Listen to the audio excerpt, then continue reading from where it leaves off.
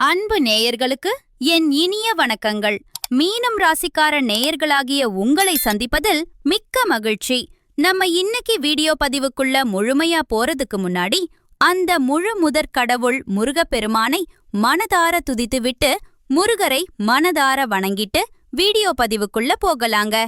ஓம் முருகா போற்றி, ஓம் முருகா போற்றி, ஓம் முருகா போற்றி, என்னை காக்கும் முருகனே போற்றி.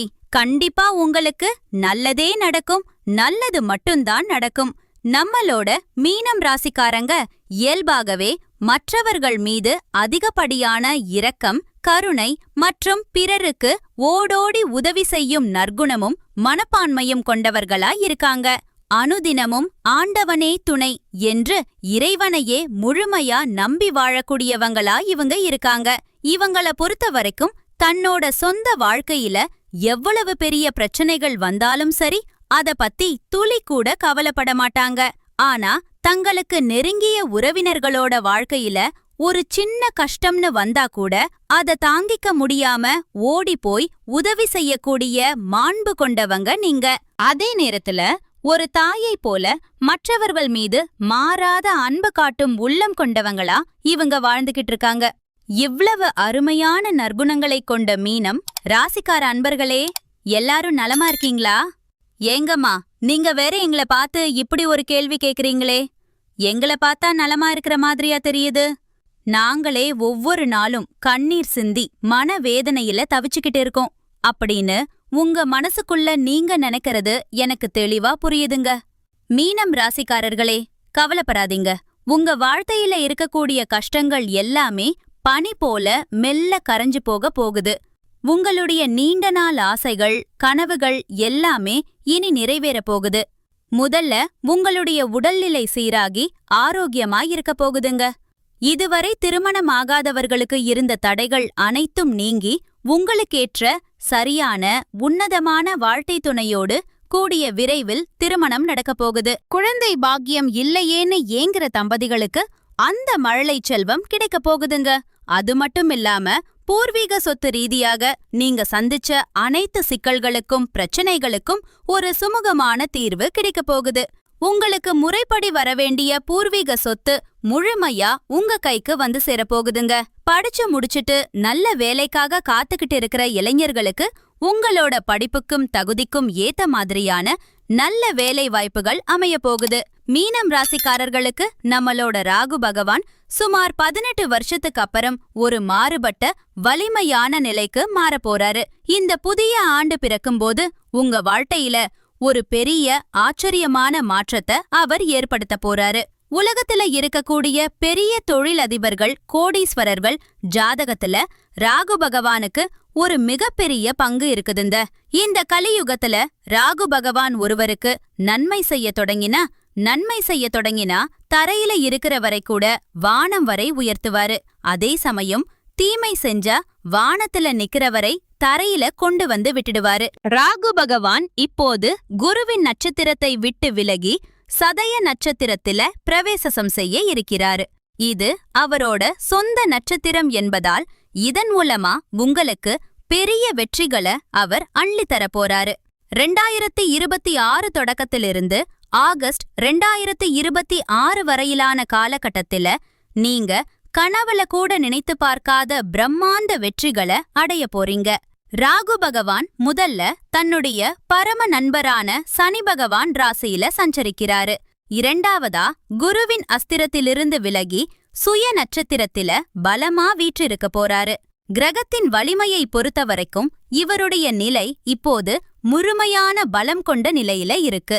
இவர் உங்களுக்குள்ள எப்படியாவது வெற்றி பெற வேண்டும் என்ற ஒரு தனிப்பட்ட வெறியையும் உத்வேகத்தையும் உண்டாக்க போறாரு.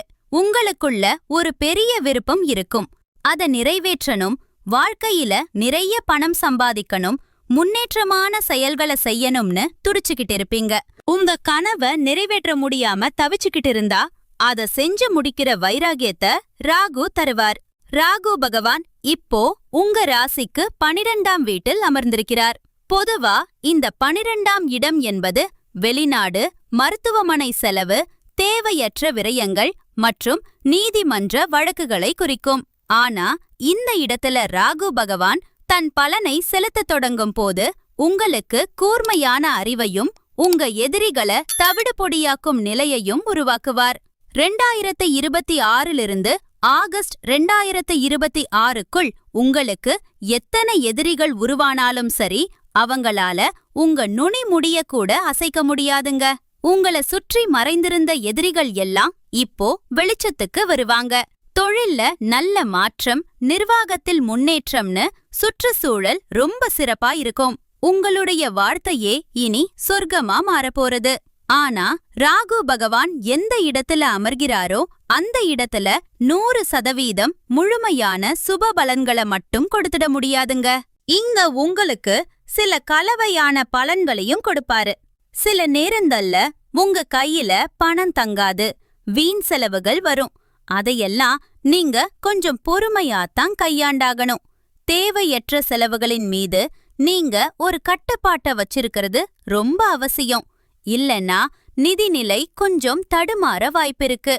ஆரோக்கியம் சார்ந்த விஷயங்கள்ல அப்பப்போ சின்ன சின்ன செலவுகள் வரலாம். ராகு பகவானுக்கு 3 விதமான பார்வைகள் இருக்குங்க. அவர் அமர்ந்திருக்கும் இடத்திலிருந்து 5, 7 மற்றும் 9ஆம் இடங்களை அவர் பார்ப்பாரு. அவருடைய 5ஆம் பார்வை உங்க ராசிக்கு 4ஆம் வீட்டின் மீது விழுதுங்க. இது சில தேவையற்ற செலவுகளை காட்டும். ஆனா உங்ககிட்ட பணம் இருக்கும்போது, நான் புதுசா ஒரு வீடு வாங்க போறேன், இல்ல வீட்டை புதுப்பிக்க போறேன், கார் வாங்க போறேன் அப்படின்னு ஏதாச்சும் ஒரு நல்ல திட்டத்தை செயல்படுத்த நினைச்சா அத உடனே செஞ்சு முடிச்சிருங்க. உங்க பணம் யாரிடமாவது சிக்கியிருந்தா அது இப்போ திரும்பவ வந்து உங்க வங்கிச் சேமிப்ப உயர்த்த வாய்ப்பு இருக்கு. அதே சமயம் சொத்து வாங்கும்போது பேராசைப்பட்டு தப்பான முடிவுகளை எடுக்காதீங்க. பூர்வீக சொத்து பிரிக்கும்போது சகோதர சகோதரிகளுடன் எந்த பிரச்சனை வந்தாலும் அதை ஒரு நியாயமான முறையில பேசி தீர்த்துக்கோங்க. யாரையும் குருட்டுத்தனமா நம்பினா நஷ்டம் வரலாம். தாயின் ஆரோக்கியத்துல மட்டும் கொஞ்சம் கூடுதல் கவனம் செலுத்துங்க. அவருடைய 7ஆம் பார்வையால அவர் உங்க 6ஆம் வீட்டை பாக்குறாரு. இதனால உங்களுக்கு பணியிடத்தில் பதவி உயர்வு கிடைக்க போகுது. வேலையில இருந்த மன அழுத்தம் விலகும். பழைய கடன்களை திருப்பிச் செலுத்தி நிம்மதி அடைவீங்க. போட்டிகளில் வெற்றி பெறுவீங்க.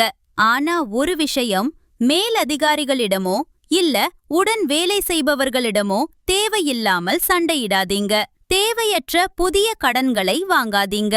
யாருடைய பஞ்சாயத்துக்கும் நீங்க போக வேண்டாம். சாட்சி கையெழுத்து போடுவதை தவிர்த்துடுங்க. அவருடைய 9ஆம் பார்வையில அவர் 8ஆம் வீட்டை பாக்குறாரு.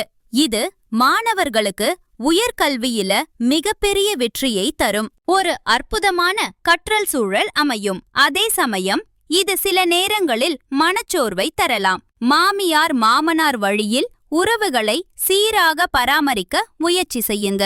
குறுக்கு வழிகள், லஞ்சம், கெட்ட பழக்கங்கள் போன்றவற்றுக்கு துளி கூட இடம் கொடுக்காதீங்க.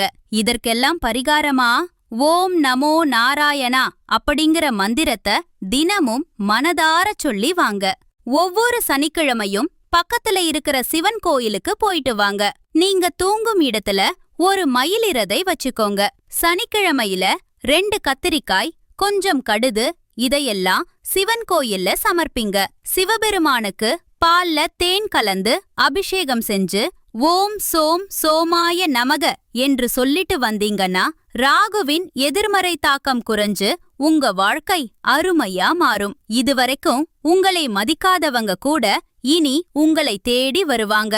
உங்க வாழ்க்கையே சொர்க்கமா மாறும். மீனம் ராசிங்கிறது ராசி மண்டலத்துல 12வது ராசி. இதற்கு அதிபதி குரு பகவான். பூரட்டாதி 4ஆம் பாதம், உத்திரட்டாதி, ரேவதி நட்சத்திரம் கொண்டவங்க தான் மீன ராசிக்காரங்க. இவங்களுக்கு கடகம், விருச்சிகம், ரிஷபம், மகரம் இதெல்லாம் நட்பு ராசிகளா இருக்கு. இயல்பிலேயே இவங்க கற்பனை வளம் மிக்கவர்கள், சிறந்த பேச்சாளர்கள்.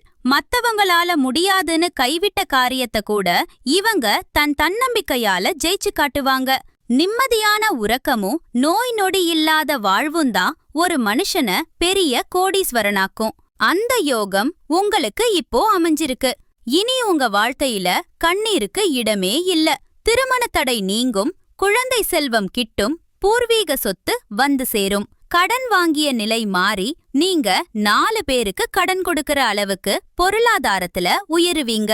பரிகாரம்: நவகிரகத்துல இருக்கிற குரு பகவானுக்கு நெய் தீபம் ஏற்றி மனதார வேண்டிக்கோங்க. கல்வி மற்றும் செல்வத்துல பெரிய வெற்றி கிடைக்கும். நல்லதே நடக்கும். நல்லது மட்டும்தான் நடக்கும். நன்றி.